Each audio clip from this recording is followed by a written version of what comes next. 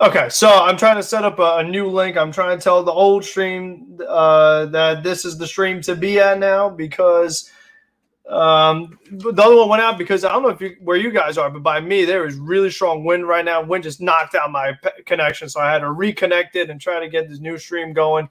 So basically, I don't even know what we were talking about anymore. Can anyone? Hello, what's up, everyone? What were we talking about before the connection went out? This wind is no joke right now. Rage mode, yeah. I mean, at this point, I was ready to just about break the dang router because of this strong wind going on right now.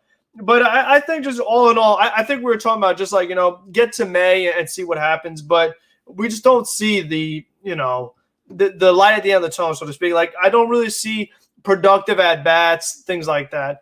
It's just not the mess the Dodgers, they have went 3-9. Yeah, but the Dodgers still, I mean, they're above 500 right now, and we know the Dodgers could hit. Like, it really has not been good. And I agree on Slap. Alvarado has got to be suspended. Like, that's no doubt about it. That was straight up taunting. Stuff like that you just don't do. That really was not cool at all.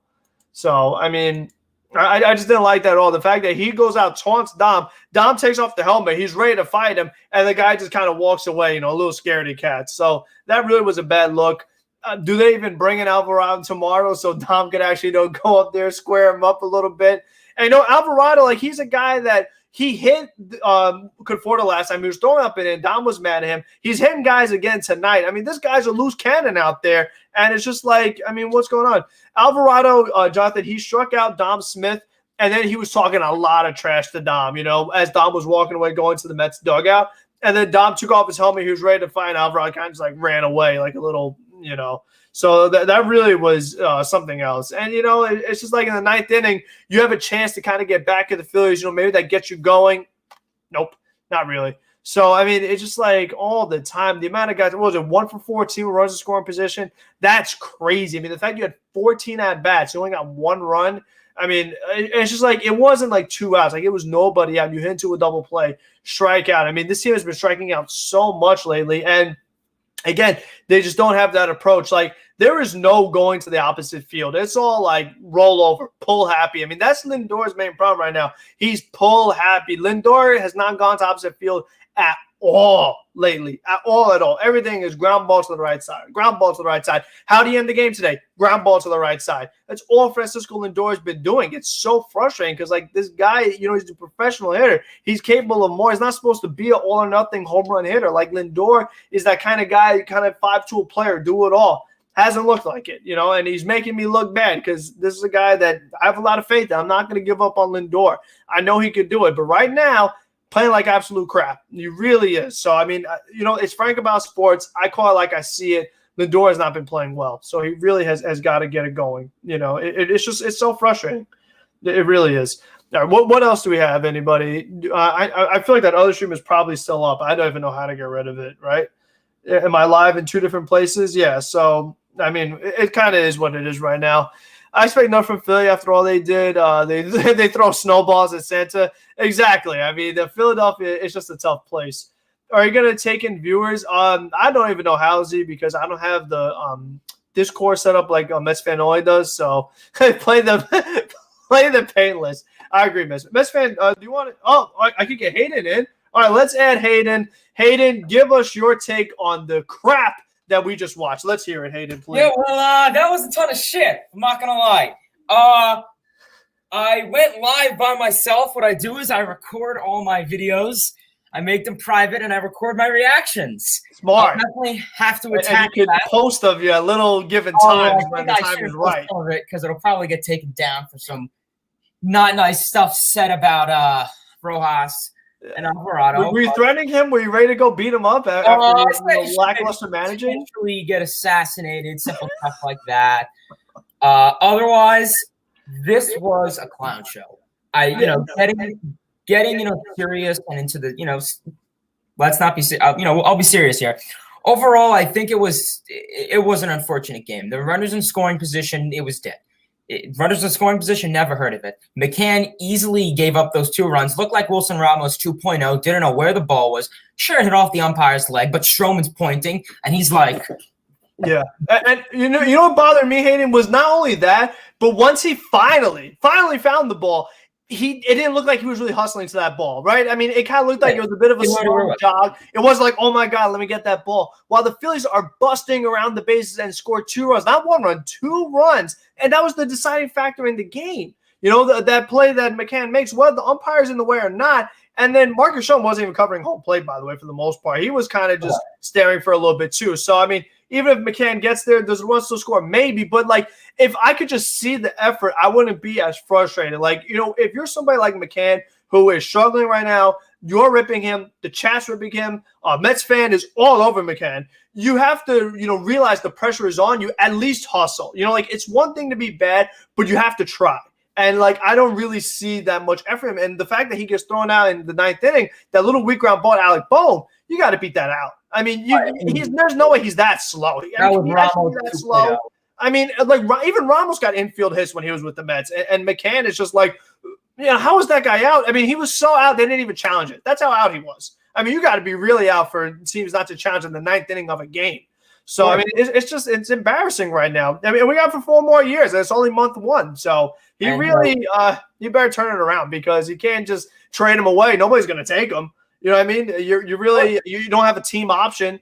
You know, McCann got a really nice contract from the Mets. You know, he did well. And, you know, he was lucky that Realmuto was asking for so much. Nobody wants Tyler Flowers. There wasn't really many other choices the Mets could go. They knew they had to get rid of Ramos. So they were like, well, James McCann, all-star in 2019, looks like he's on a positive trend, improving offensively, improving defensively.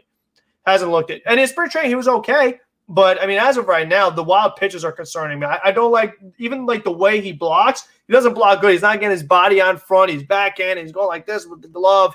I mean, I think that when Marcus Stroman starts, I think Tomas Nido's got to be behind the plate. I think that Stroman's pitches have so much break that you got to have Tomas Nido out there catching. I think that McCann, he doesn't move around well enough for the way Stroman pitches. Because Stroman, I mean, like that pitch that was that wild pitch, that ball had a lot of break. McCann was not ready for that. So you got to have somebody that's a little more nimble out there. I mean, that's just the way I look at it. So, I mean, it's frustrating. Overall, this was a very it was I don't even know what synonym to use. I don't even know what to say. I was in disbelief. Stroman, he put on a solid performance. I mean, were those really earned up by him? I mean, he let the runners on the bases, so sure it was potentially him. But as you said, McCann's lazy, and when it comes to catcher, you know, listen, I'm not expecting a Mike Piazza, Johnny Bench, you know, a Salvador, you know, anyone that's going to be a tremendous hitter. But the fact is that you said he's slow, he doesn't move, he was lost when the ball came, and then simple enough, who should we talk about? Luis Rojas. I'll share the video, the reaction. I was yelling and I'm saying, where's Rojas? Is he alive? Where is he? Where is he? I don't see him. I didn't see him arguing when the Phillies 2 days ago, when Harper got hit, Didi came out. Jordan, he came out there. He was tossing everything. He threw the umpire out. What is Rojas doing? Oh, let me get some push-ups in. Did they show the camera on Rojas when that whole thing with Dom happened and the bench cleared? I didn't even see him. Did you guys see Rojas? Push-ups, leg day. Oh, got a lift. Mets fan, let me hear your take on what you saw today, because me and Hayden, we've talked a lot about it. Like, I just don't know what to say anymore, because it's like, yes, I want to sit here and look at my analytics and make excuses for why this team is not hitting at all. But, like, if you're not getting the results, you're not getting the results. I mean, it's just, thank you. I don't know what to say anymore. Like, you know, I was like, you know what, maybe the offense was so historically bad for DeGrom the other day. Maybe, you know, maybe it can light up today. And instead of watching my guy, freaking John Gruden whiff on the draft multiple times, I was like, okay, I'll watch the Mets. Maybe they'll go off against Chase Anderson. And they've just completely looked lost. I mean, it takes so much for this team to just score, and it's really, really sad. I mean, you see it; they get a leadoff double, a sacked fly, and then all of a sudden you see a strikeout. I mean, you have to squeeze every possible, like, it's just so annoying. It's ridiculous. I don't. How are you feeling about Chili Davis? Because in your Alonso video, you know, we talked a lot about how, you know, Chili Davis coming, you know, back. That should help out Alonso, should help out this whole lineup. Now it looks like he's on the hot seat according to Mets Mirage. How do you feel about Chili? It just seems like, and I did not notice this before, but it seems like he only caters to these right-hand hitters who can use the whole field. JD Davis, he's been really good with him. Pete Alonso, we all know about his ability. He was good with Dom Smith when he was starting to go the other way. Michael Conforto, he's starting to pick up a little bit. He's getting a little bit unlucky analytically, but he's still got a little bit long way to go. It's bad. His approach is getting completely exposed, and it's really, really, really bad. It's not looking good. What bothers me is that you kind of see like the holes in these guys' strike zones. The fact that you could just pitch Lindor away and you got him. I mean, if you throw an up and away pitch to Lindor, he's rolling it over. He's not doing anything. He's not going the other way. He's not laying off. And I mean, like, it's happened so many times at this point. You think Rojas, Chile, somebody would tell, Lindor, you got to change your approach and stuff like that, and it doesn't happen. And Chili Davis is somebody who's a switch hitter like Lindor. You think he'd be able to get into the mindset of a left-hand hitter, of a right-hand hitter. It can't just be like, Chili Davis was right-handed, so that's why he's good with JD. That's why he's good with Alonso. So, I mean, there really is no excuse for how this team is playing. And just, like you said, the approach is kind of just like it's run dry. Like, it looks stale. There's just something wrong, because what bothers me is it's not like the whole team is going the whole game no hits, nobody getting on base. It's not like there's no offense at all. Is that these guys get on base, they get the leadoff double, things like that, and then they just lose it. Like, the approach just goes out the window. So, I mean, that's the stuff that really just drives you nuts, because when you get a leadoff double, for most teams, it's like, oh, we probably get at least a run here. There are so many instances where the Mets have these opportunities, like, okay, you're going to at least get one here. We're a normal team, you would, but this team, like, they're not scoring. Go ahead, Aiden. You have something to share? Dominic Smith just tweeted out to Twitter saying, Jose Alvarado, I'm ready for you. I'm walking toward you. If you're a real mother effer and follow me, then come get me, because I'm 60 feet away and I'm a grown-ass man, so I can't take none of that shit. He can meet me in the tunnel tomorrow if he really wants to. Yeah. I'm going to have to share that. Good. Post-game conference. I mean, he had a chance, though. I mean, could you imagine? Imagine if Dom actually went over and just gave one quick bam. He would have destroyed him. Oh, my God. He's a big dude, Dom. Dom's ready for battle right now. I mean, him and Pete would have went out there. They're big dudes. And then, I mean, listen, this is, I was just more concerned what the consequence would have been, MLB. I mean, MLB is ridiculous. They're suspending guys left and right. A player could assault someone. It's cool. Oh, a player would be out for like a month if he actually hit him, like, so. Oh, yeah, that's a whole other story. I'm sure he was probably thinking about that. The sports are so different than they were now. I mean, back in the 80s, 90s, you could fight all you want, but now, I mean, we got to kiss each other because there's just no fighting going on at all. You got to. When we look at the fight, if I may say one thing, when we looked at the fight or the confrontation, Rojas wasn't out there. I think the first couple people to see out there was Alonso. I didn't see Rojas. Maybe he wasn't wearing his jersey, so we couldn't identify him. But I didn't see him. And even afterwards, when the umpires were around, I saw Pete Alonso and Lindor out there. I think I saw Rojas, but it was like at the end. Yeah, I didn't notice him. I really didn't. I see the Phillies, whoever the manager was. I saw him just like trying to see like who's getting ejected or whatever. Rojas was nowhere to be found. I mean, I think he got. I don't like when Lindor has to be the one breaking this stuff up, and basically, I mean, with the whole thing with Miguel Castro, I mean, it just seems like the Phillies are the ones that are. They're the ones that are kind of starting this type of thing, but they're making us. It's making us look bad because of all the frustration that is going on with this Mets offense. And I mean, you can see it. These guys are frustrated. It's not like they're like not even trying. There is unluckiness that's going on analytically with them, and that I will possibly take until it the bats completely wake up, but. I mean, it's frustrating when you're not getting results. The results are what matter at the end of the day. And it's just, it's ridiculous. I don't, maybe that is going to be something that does fire us up. I hope it is, but I don't It know didn't what to help in even the ninth say inning. anymore. That's what worries me. I feel like if Dom actually did hit him, I mean, will we finally see some more fight in these guys? Because on the radio the other day, Rojas said the problem with the runners on base that the players are anxious. They have anxiety. So, I mean, does a fight all of a sudden cure the anxiety? So what the hell is he going to do That's so about it? stupid. I mean, everyone's anxious on the base pass. When I'm playing for my high school, I'm stepping up the disc. I'm about to shit my pants, but you don't see me, saying, "Oh, I'm just not going to hit." Sometimes I hit, sometimes I strike out. More strike I out. just wish the approach of this offense, now that they're seeing a lot of struggles with runners on base and just scoring in general at this point, maybe make it more of a heat of the moment type of thing. If you need to get on base, if you're struggling, bunt down the third base line if there's a shift on you. Just do whatever you need to do to get on base. It's like with Moneyball. Just get on base. It doesn't matter how you do it. Just get on base. Create those opportunities, and the opportunities will come. And, and these last few games, it's literally just been, they're not even hitting at all at this point. It's just gotten worse and worse and worse. And which is not supposed to happen. You would think that, we kept saying it's going to get better. These guys are going to figure it out. But the fact that it's getting worse, I mean, you're losing this whole week 2-1, 1-0, 2-1. I mean, come on now. I mean, you're wasting brilliant performance after brilliant performance after brilliant performance. I know Taijuan Walker's going to pitch great tomorrow. Is the offense going to back him up? I doubt it. I mean, that's kind of the way it's come right now. And this is probably the best Mets bullpen you have seen in decades. I mean, this is a lifetime at this point. I mean, this has been insane. It's been insane. Yeah, Familia got us in a bit of a jam today. I will say that. Luckily, he was able to get out of that. But I just think we had so many chances where we were fired up. We had so many chances to just get us set. We had bases loaded at one point, I think, or at least second and third. Just simple walk, and these players are not being patient at the plate.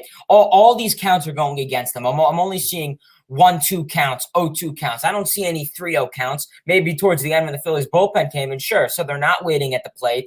Alonso today, I mean, he was going out there 1-2-3. Nimmo too, I think his first at bat, 0-2 count. Nimmo's not patient at the plate. These guys are just up there and they have in the back of their head, oh, we're crap with runners in scoring position. Well, maybe don't keep thinking about that. But I think overall today was a terrible game. And with Jose Alvarado, 100% on purpose. He even hit McNeil, which I'm assuming that was on purpose too. I don't know. Don't forget what happened last week too when he was throwing at Conforto and hit Conforto. That's why the whole thing with Dom started. When Dom was ready to fight him, that's why Alvarado taunted him today. I mean, so this has been a thing that's building up. It's obvious what's going on. And the umpires never throw Alvarado out. They never do anything. Did they throw him out or no? They didn't. I couldn't tell because because the inning was over. So I don't even know if he was thrown out. They were going to take him out regardless. He'll get suspended, and then what's going to happen? I mean, the fact that was just the first game of the series. I mean, it's going to be a long series. I mean, that's it. It is going to be a long one. I mean, that usually happens in like a 4-game stretch, kind of like that whole series of events in 2019 when we had with the Reds and Jesse Winker and whatever. That kind of motivated us towards the end there.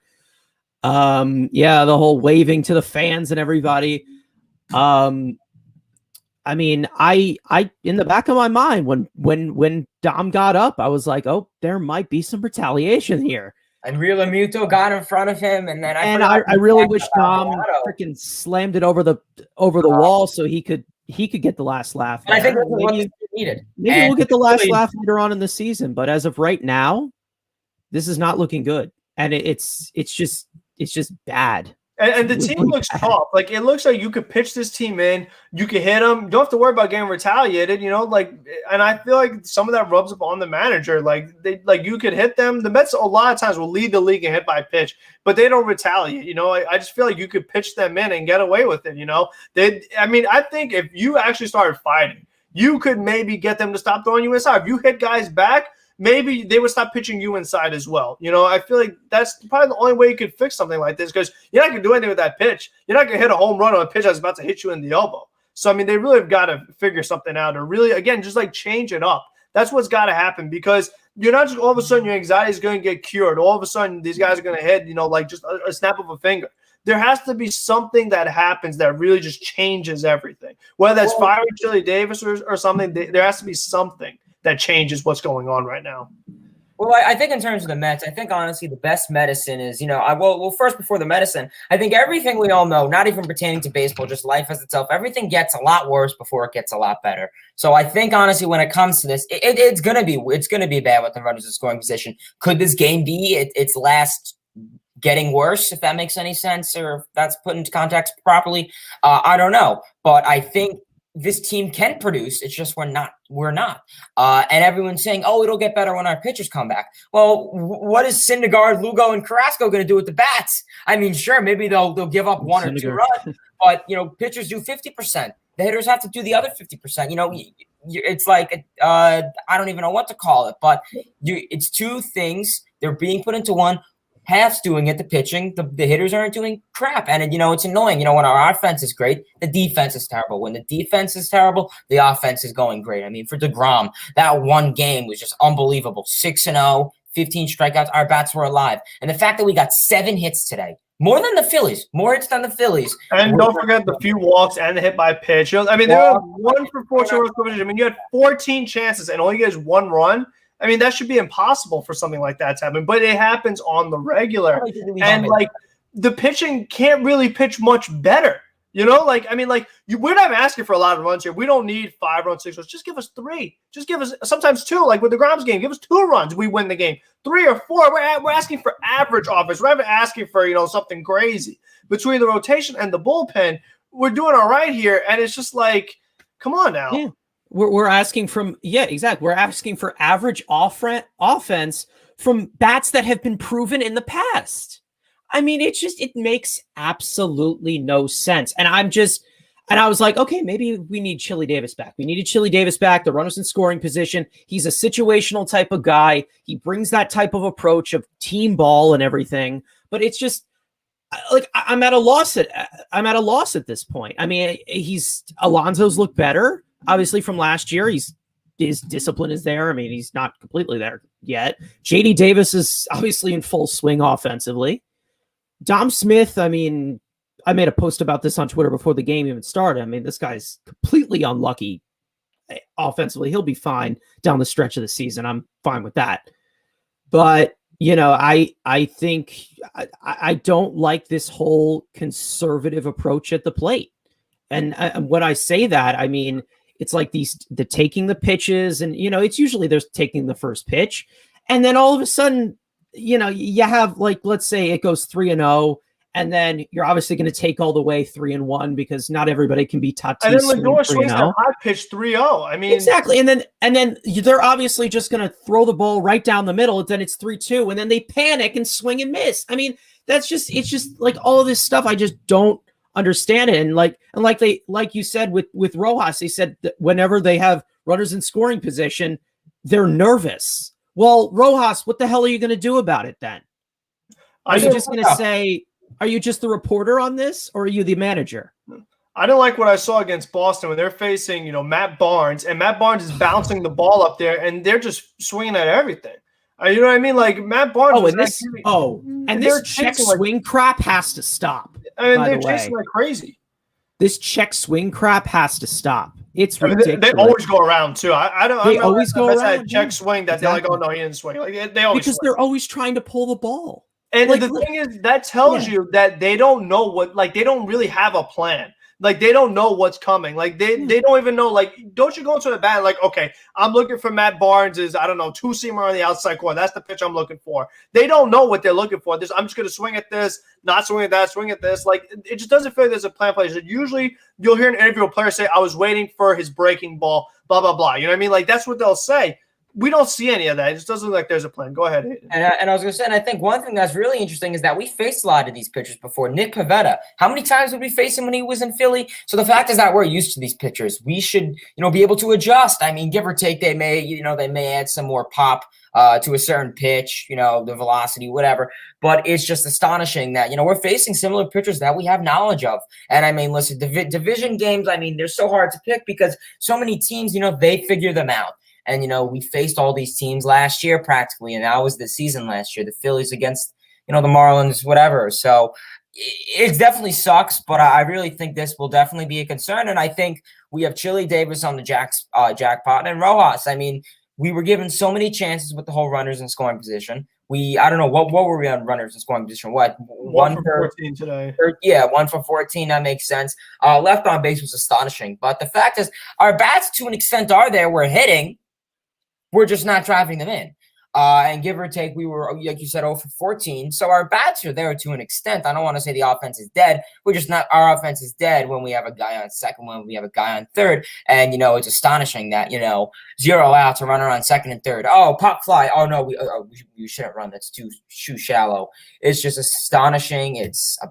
I can't even know what word to use, but something needs to change. It really does. I mean, yeah, the last few games, like, I mean, the whole main bat that everybody's concerned about is Lindor. And, I think, the last few games he has been getting like those shitty lineouts that are like hit so hard, but I mean, they get caught. I was going to say this on Mets Weekly last night, but we didn't do it last night. But, I think to calm everybody down, I said, what was I? I'll pull it up. Since 2015, Francisco Lindor is the third worst hitting shortstop in the month of April. So I believe there's like 2 shortstops who are worse than him. And I don't think currently they do not have a major league contract. So I don't know if that's anything like, okay, he always has this slow start, but I think he'll come around. He's Francisco Lindor. Again, I've had my concerns with him offensively. I don't like what he says, like what he does with the breaking pitches. I don't think that he's that connector in the lineup, a guy that you can bat around. I don't think he's that 3-4 hitter that you can put in the lineup like Cespedes or even like Conforto when he was good last year, like at the top of his game last year. I just don't think that's enough. And if you have to get a clutch bat, if you have to get a bat at the deadline, do it. That's a good point because I mean, I don't get it. Look how 2015 was. I don't know. This is completely different, but I'll just bring it up due to similarities. 2015. Before the All-Star game, I mean, we kind of had old crusty veteran hitters, and we went out, we acquired Cespedes from Detroit. We called up Conforto, and look what we did. The problem is that the team in 2015, you had the Eric Campbells and all these other guys starting. I mean, when you look at this team right now and look at Nimmo's on-base percentage, you look at Lindor 2019 All-Star, same for McNeil, Alonso, McCann. JD's been swinging a really good bat for the most part. Don, like you said, the XBA is much better than what his average is right now. Conforto was the All-Star in 2017. We thought he finally put it all together in 2020. Like, this lineup is on paper 100 times better than the 2015 lineup. So, I mean, I don't think that if we got one bat at the deadline, who would be the one bat you'd want to get? Because a lot of us would say probably someone that plays third base. Chapman. The guy Matt Chapman, but JD Davis has a way higher average than Matt Chapman right now. So, like, we're not really upgrading our offense. Matt Chapman leads one of the American League leaders in strikeouts. We don't need any more strikeouts. As much as I love Matt Chapman, he wouldn't just solve this offense. I mean, he wouldn't have Conforto not strand runners, McCann hit 9 to double plays, Chapman or not pull everything to the right side. Chapman wouldn't fix that. That's the sad part about it. Well, Chapman is the guy. Yeah, Chapman. When you're talking about runners in scoring position, you do not want Chapman. Chapman is one of the the guy has a huge strikeout problem. I mean, if you want to talk about strikeouts on this team, he would add it. I mean, completely. I mean, he's a strikeout machine. I'm not saying it's not going to get better, but because I mean, Chapman is still young, but I mean, I probably would go for center field. I'm not going to lie. I mean, I think Nimmo has been great in center field, but I like him in that primary position. I also don't like Dom in left field, but you don't have the DH as well. So then then you just run into that. I mean, there's those unlucky, fortunate scenarios that we do get put in, and I don't think that the DH is very I don't think Likely the this year. DH It's is probably going going to be next year. And Yeah, I mean, it'll be coming back next even year. even if it did come next year, I mean, who you can get for center field? I mean, Buxton, he really stands out to me, but you got to give up, I think, a haul to get him. Like, if Jackie Bradley opts out of his contract, you put Jackie Bradley in here, he's not bringing in guys with runners in scoring position. You know, that still doesn't solve, you know, your runner in scoring position problem. You know, I mean, he wouldn't be the guy. Your clutch bat to get in center field was George Springer. Yeah, it's true. I mean, he would have been the guy. Now, he's hurt right now, so he wouldn't really be helping right now. I mean, he just came back last night. But yes, he got hurt. But I mean, what's your replacement? Nimmo in center field. I mean, that's one of your best hitters. So you could. I would have eaten a few years of that and taken on his injury just to have that clutch bat in the lineup. I really would have. And also, he's a pretty good defender as well. So, 2023, Byron Buxton is a free agent, by the way. Yeah, I don't know what to say anymore. I don't know what can happen to spark this team. I'm really hoping that almost brawl will be that fire to light under everybody's ass. But I don't know what to say anymore. Like I'm every conclusion I've come to on this offense has been just way off. I mean, I just don't know what to say anymore. Go ahead, Hayden. You want to say something? Yeah, I mean, there's a ton of possibilities, and I mean, the big issue is what do we do with in terms of the fielding, the lineup, and our roster. I think the most reasonable thing is, and I was talking about it on my stream yesterday, and it got a fair amount of positive reviews, and there were some negative comments on this. I mean, I would think the most likable thing is, I mean, you know, the A's. I mean, if you want to communicate with them, you know, Sandy has a relationship with them, of course. I mean, if you want to go for a guy like Ramon Laureano, I'm sure you could throw him in center fielder. He's a high average hitter. This year, he's not doing too great, but I mean, it's so early in the season. Last year, I mean, he finished the full season of 2019. He finished with a 280 batting average. He's a solid defender. You know, we see that he has a cannon of an arm. I'm sure, I think it was in 2018 when he threw, that crazy play. But I mean, if you want to get a guy like Ramon Laureano, throw him in center, keep Conforto in right, shift Nimmo in left, and then the unfortunate comes is maybe you'd have to trade a guy like Dom Smith, and then maybe in return you could also get a nice prospect or two. In terms, what's starting to bother me is with Conforto. You know, the main reason why the Mets did not sign George Springer was the idea of re-signing Conforto. And right now, that decision of Springer over Conforto long-term, who's going to be a long-term right fielder? I mean, so far. I mean, what I just thought about Michael is that he looks like every other year, not 2020 Michael Conforto, where it's just like it's all or nothing, pull happy. You know, like this is what – and I know that sometime during the summer, Conforto's going to have a week where he has 4 home runs a week, 3 home runs in a week. Yeah, and by the time the season's over, Conforto will have close to 30 home runs, close to 100 RBIs. Like, oh, Conforto had a good year. But it's just like I just feel when it comes down to the day in, day out basis, runners in scoring position, when the team is struggling, Conforto just does not get that big hit. And I just think that I don't know, like he had the one thing that I always like to hang my hat on with Conforto, the last time the Mets were actually in the playoffs, 2015, 2 home runs in the World Series game, you know, being a rookie, the home run he against the Dodgers, and you know, took Mount Kadar the heck off this team, thank God. So I know he could get it done in the big moment, but I just feel that day in, day out basis, he doesn't really do it. Yeah, I think, you know, visually he gets into those moments, and sometimes he just, I mean, I don't know if he just gets into his head or anything, but he just, I don't know. I think he just overthinks it, and he tries to pull the ball. But what I have been looking, which is good, he has been going the other way a little bit in the past few games, and I like that because that's how he is the most dangerous. He's using the entire field. He'll pick up. I'm not worried about that. He can be a little streaky at times, and that's what I think. You know what you're concerned about a little bit, Frank. But you know, I think. Oh man, it's just I don't know. I think the contract thing is making. Yeah. I mean, like these guys have, you know, Ross talking about the guys have anxiety with runners on base. I think Conforto has anxiety when the base is empty. with this contract thing looming over his head. And, Boris screwed Jackie Bradley this offseason. Do you remember what Jackie Bradley was originally looking for? The 4 to 5 year deal was like $50 million, something like that. He got nowhere close to that. And I heard for like 8 years, $200 million, something crazy like that. I mean, at this kind of performance is not going to get you that contract. So I think Boris, he put so much pressure on these players, giving them these such high asking prices that it's hard to live up to that. Jackie Bradley, he went all off season and he couldn't get a good contract because Boris, put him in a tough spot. And I was going to say with Conforto, I mean, I noticed, looking at the last 3 years, he's changed his mechanics up quite a bit. This year, I noticed he keeps his hands more away from his chest, where I guess he kept his hands more closer, not so much like Pete Alonso, but he kept it close.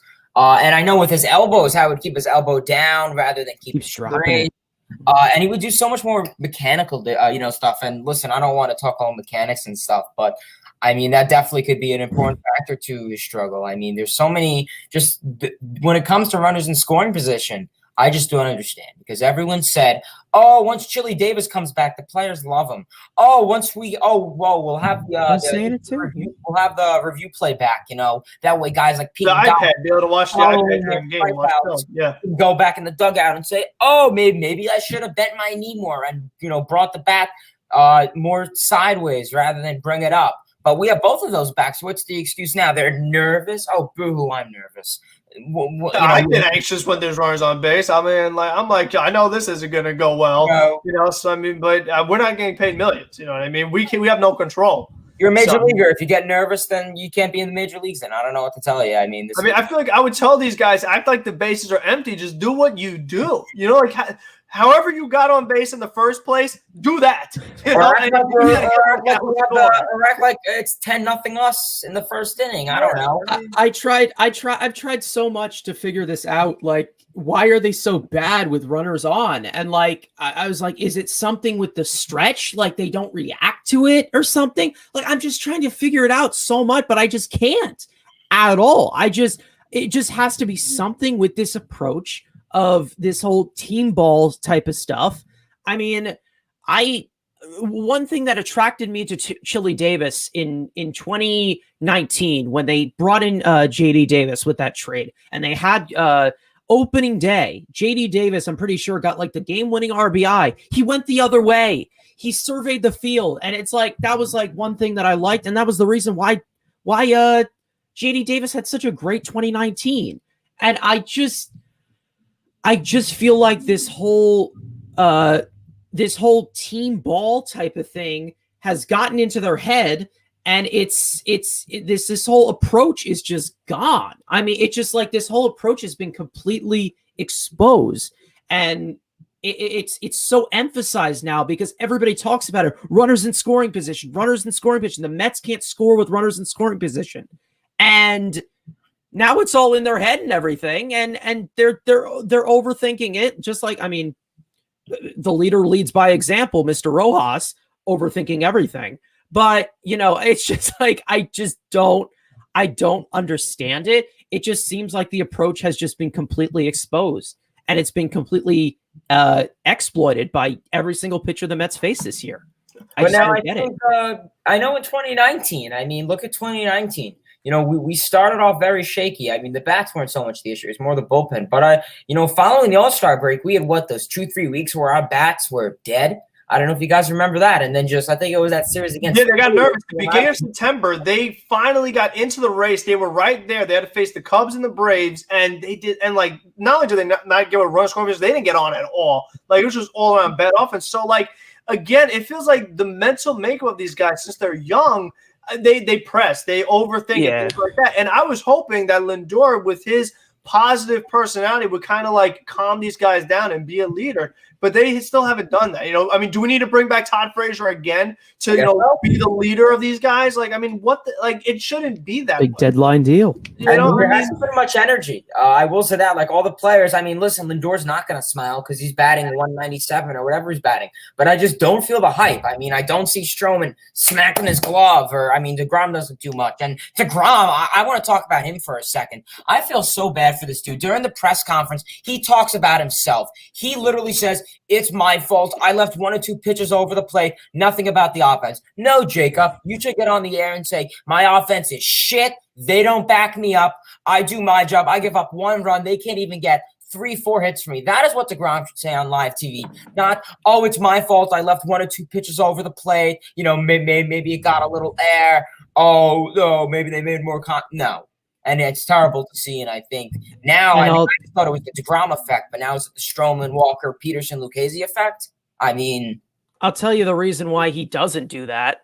It's because he's a leader.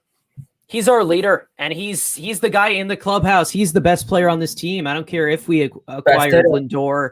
He is the best player on this team, and his entire persona. It just reminds me of David Wright so much. He is the leader on this team. David Wright's like 38, and he is the face of this team as well.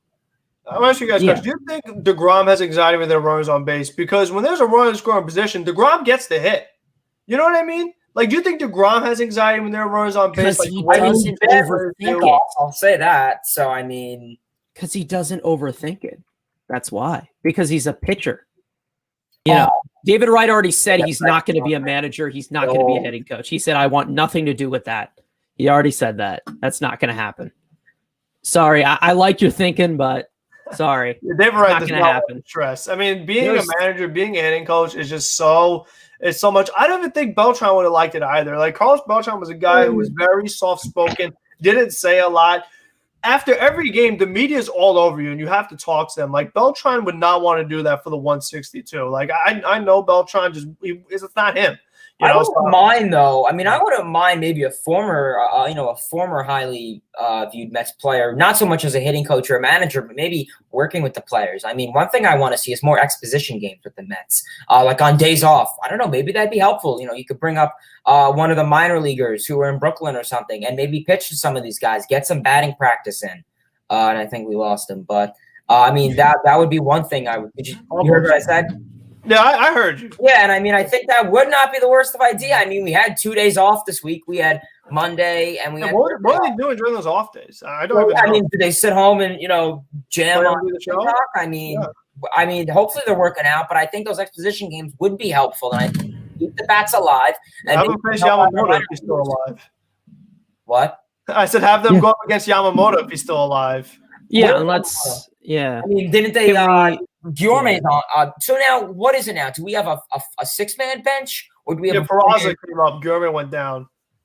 He has an oblique strain. Still have a 5-man. Because I mean, I wouldn't be opposed. I mean, I'm always down to having a 4-man bench and an extra pitcher, of course. Yeah, that's why we lost. I mean, the GOAT went down. Bro. That's why we lost tonight, and that's the reason. I'm much rather have him pitch it than VR. Like I know Guillorme does not have anxiety runners on base. I know Guillorme will at least put the ball in play. Give me a productive out. He'll move the runner over at least.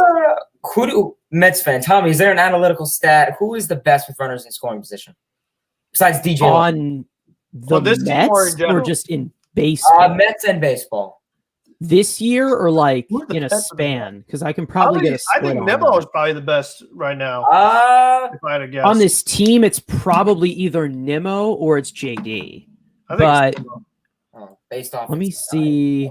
I can get. And I mean, I love these throughout all of baseball. I know we looked at the Yankees briefly, not to talk too much about them because this is Mets channel, of course. But I mean, the Yankees, they were having. We look like the Yankees right now. We're all or nothing. This year, I mean, it's only been 15 opportunities with runners in scoring position. It's Omar Narvaez right now in the whole league. Jolly Olive leads the league in runners in scoring position. Wow. Sheesh. I'm telling you, man, breakout year. It's happening. Jolly Olive breakout year, man. Omar Narvaez breakout year. I told you guys all spring training. Omar Narvaez, just like Miguel Castro. Breakout season. Yeah, that's right. That's right. A couple people are talking about Aaron Loup, but what do you guys think about Loup? I think he's pitched very well. He's got a 0 ERA. Looked good today. He looked good the other day. He got that big jam a couple weeks ago. That arm slot is so disgusting, man. I love it. I love how it just throws these guys off. You can see. And he just I don't know how the hell he doesn't strain himself because he comes all the way around. Like the man is good. He's a good veteran lefty to have in there. I mean, I know Familia is a veteran in there, but he's not really a guy that you want to lead by example because of things he's kind of done. But I mean, Aaron Loop, like I said, I think in the last Mets Weekly episode, I think I said Aaron Loop is a lot more important to this bullpen than you think, because he's going to be one of those guys who's going to induce those ground balls, and he's also going to get those clutch strikeouts. And I think I like him a lot better in the position that he gets put in than Justin Wilson, because I don't think he gets overworked at all.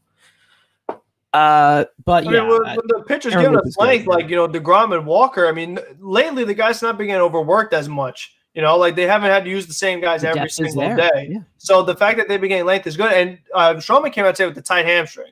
So hopefully that's not, Carrasco 2.0. Carrasco's out for over a month with a hamstring issue. I hope that's not the case with Stroman. I mean, there was cold weather. Last time Stroman faced the Phillies, it was cold weather. He had to come out early. So I don't know if Stroman can't play in the cold.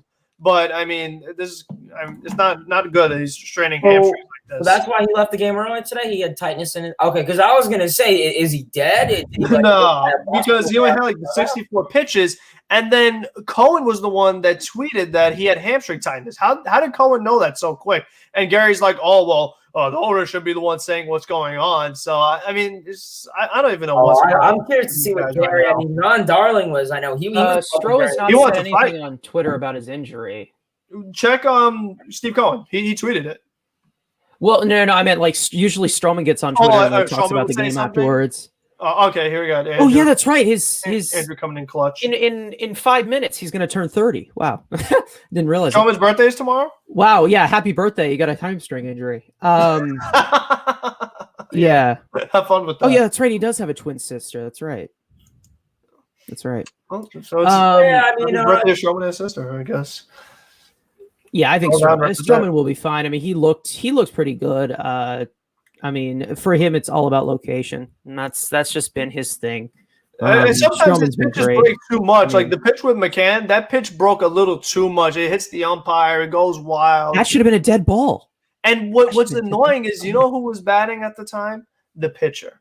I mean, and Chase Anderson fought off pitch after pitch after pitch. Like, it was so hard to put him away. Stroman had to go to that crazy pitch and ended up costing him 2 runs. Is this a new tradition now? We're walking pitchers. We get flustered with pitchers up. Like, what is going on with that? Stuff like that should be inexcusable. They said Chase Anderson, like, this isn't even a good hitting pitcher that you're facing. And I mean, Stroman had to really battle to get him out. He couldn't get him out because the guy reached because the wild. He wasn't a good player in general. Whatever you want to call it. And that's the thing. I mean, they've faced Chase Anderson twice now. They've lost to him both times in favorable pitching matchups, like DeGrom versus Nick Pivetta, Peterson versus Garrett Richards, Stroman versus Chase Anderson. These should be wins. These should not be losses, and it's happening game after game after game. What happens when we do face the good rotations? Like, today we got 10 base runners. We had 14 chances to bring in a run. We only did 1 time.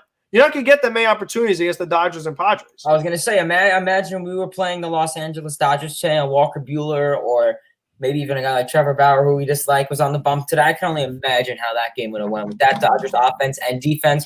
But overall, I mean, I know we're bashing on the Mets. We're not super high on them. But I think out of every negative, there's a positive. And I think the one positive maybe we could say is the bullpen. I mean, I know with Aaron Loop, he's a change of pace reliever. He's a nice lefty in the rotation compared to, the hard throwing righties. He's a change of pace pitcher, nice submarine style mechanics.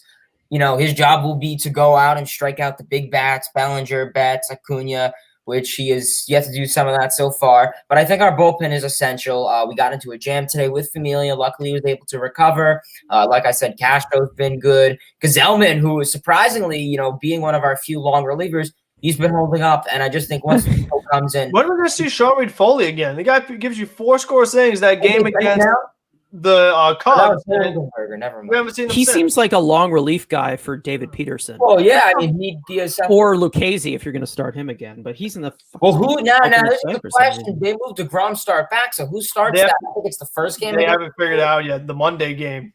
They haven't figured it out. Yeah, there we go. And they actually said they're considering a bullpen game. They said they're considering a bullpen game.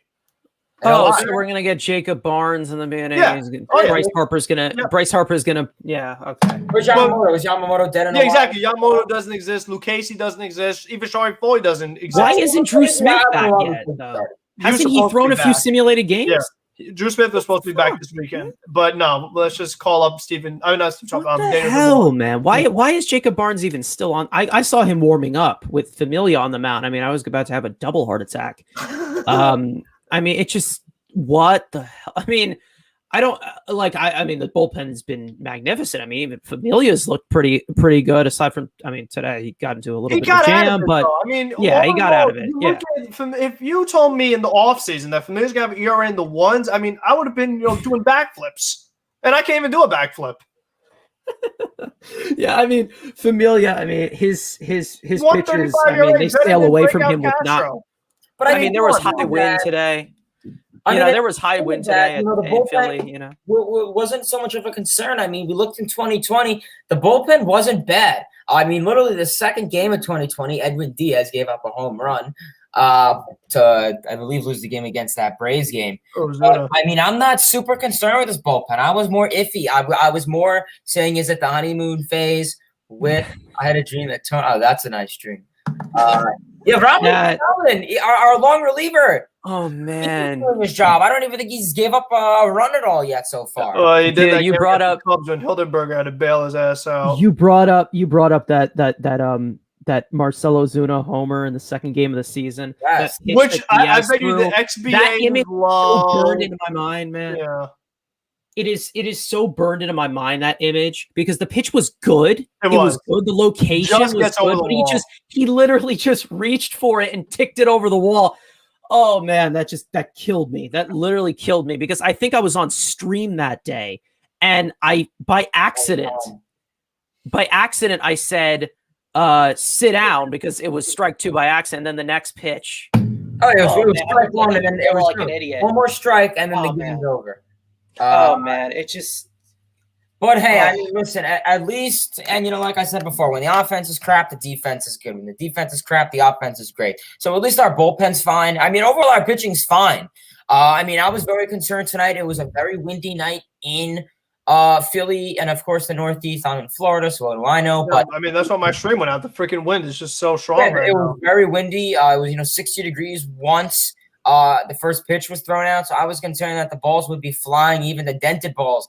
I think first pitch, right? That play Matt Joyce made, that ball just kept taking off and taking off. He had to almost jump. If that netting was there, he would have had to jump into the crowd and catch it with the wind. Trying to impersonate Jeff McNeil, but I think I mean, I don't want to go off on a dented ball rant, but there were definitely some times that ball caught air and 5 feet from the warning track would have flown. Had more energy. Maybe. No, there were some fly balls. I mean, there's been a lot of them. I mean, even Lindor hit one to straightaway center that you're like, that ball looked like it should have went further. That's a dented ball, 5 extra home runs, I'd give or take. But this was a very unfortunate game, though, overall. I mean, my general opinions on the game was just disbelief. If I could rate the Mets, I'd give them an F+. I don't know. Maybe because they got 1 run at least. Is that even a thing? Overall, I mean, what? There's no minuses or pluses. F+. Sure, whatever. Well, now D-, I guess, but whatever. Really, education system. The fact that it's been happening, game after game after game. It's not like this was just one game. Like, this has been a trend that keeps happening. They're admitting it's in their head. I mean, this really has got to stop. It's boo-hoo you have anxiety. I can give a crap. You're getting paid millions of dollars. Suck it up. And if you can't, then you can't play in the major leagues. I mean, I really don't know what to say. I mean, don't the fans and I mean the Citi Field's opening up 100% capacity July 1st. Could that maybe boom up the morale for these players, get the fans going? I mean, we can't really wait out till then. I mean, I was hoping having fans back would get this offense to be better than it was last year, but I mean, I really don't understand. We have so many opportunities. They struggled in the beginning part of 2020, but I feel like eventually they got it going, and I think it was in a less amount of games than it's been so far this year. Yeah. Right? I mean, we look at the number of games before the offense really started clicking. I think they got it done by now. Andrew, it's already warm in this room. Don't do that to me. Hey, you guys drafted Justin Fields, right? Who did? No. The Bears did. Yeah, Bears no, I'm did. kidding, but they traded him. They traded the pick. Oh, don't even get me started with Gruden, dude. Just don't do it. Don't We'll do save it. that for another stream. Yeah, save that for another day. I can't. I haven't even like looked at what they drafted today. I can't even do it. One heartache at a time. I mean, you can't take Yeah. the the Raiders all in one. No, but overall, this game was terrible. It really was, and I mean, after Is Dom gonna fight someone tomorrow? Is he gonna go, chase Alvarado down? Are we really gonna, see something happen here? It's just crazy how I'm glad. I'm just more. I'm more manageable, right? invested. But I wasn't super happy during that. And I mean, just simply talking about Rojas has got to go. I'm done. His honeymoon phase is over. If you want, in politics, the president, they have their first 100 days to determine how successful they are. Well, this is Rojas's first 100 days, not literally. And he gets a no-go in my book. I took it with a grain of salt. The honeymoon phase, whatever you want to call it, in 2020, you can't judge him off of that. Well, now we're judging him. I don't see him in the dugout. I haven't seen him in the last a week. Is he dead? Has he been assassinated? I mean, at this rate, I hope the dead man gets assassinated because he's not doing jack. I mean, who's the manager of this team? Lindor? Alonso? I mean, when the umps are in a huddle saying, hey, what are we going to do with Miguel Castro? I see Alonso with his hands behind his back looking very professional, talking to the umpires, asking questions. He's so polite with the umpires. It's just like with Lindor, I'm like, who's the manager? I mean, I'm like, wait, Rojas, why is he wearing Lindor's jersey? This is just appalling. I don't even know what word to use. That Miguel Castro, and we saw Joe Girardi 2 days ago. He came out of that dugout. I know Joe Girardi's suspended right now for coming out and standing up for his players. Rojas should be suspended, but no, he's a little whiny bitch, and he doesn't do anything. He sits in the dugout, and I haven't seen him do anything. And I think this is how you get your players going. You get your players going by standing up for them. And maybe that's why they're nervous. Because they know in the back he's of their head, a babysitter. There's a call. Who's going to stand up for me? Pete Alonso? I mean, when I play baseball, I like to know that I have my coach and my manager and all my teammates and the principal, even if he's in the bleachers, that have my back if something stupid happens. But, oh, no, who's going to come out of the dugout?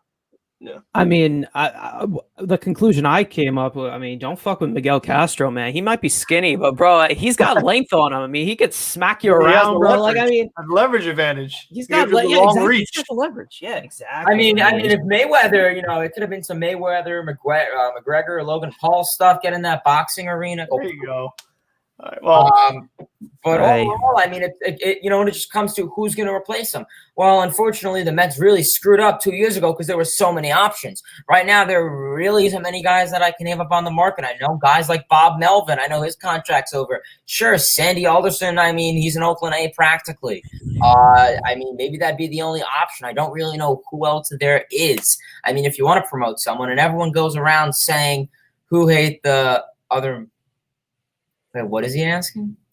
Does Hayden hate Rojas more, or does Mets fan hate Gruden more? Oh, I probably hate Rojas more. I was ranting. You should see my Instagram. I said that I wish the man got assassinated. I wish he goes homeless. It's probably going to get taken down. Oh, Lord. I think Hayden was that one. Okay, so we'll see if anybody fights tomorrow. I'm sure we'll be fighting, verbally on Twitter and things like that. So. Thank you, everybody, for tuning in for Mini Mets Weekly, I guess, little post-game reaction stream. So, listen, figure it out tomorrow. Don't fight the Phillies. Fight the baseball. Kill that baseball. Score some freaking runs. Let's win some games. Stand up there. Take the pitches. Give me a hell yeah. Let's go. Don't be aggressive. LGM.